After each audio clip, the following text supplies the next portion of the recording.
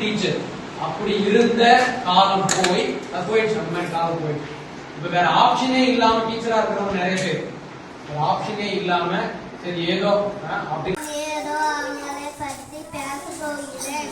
இவர் இந்தியாவின் விடுதலை போராட்ட வீரர் ஆவார். இவர்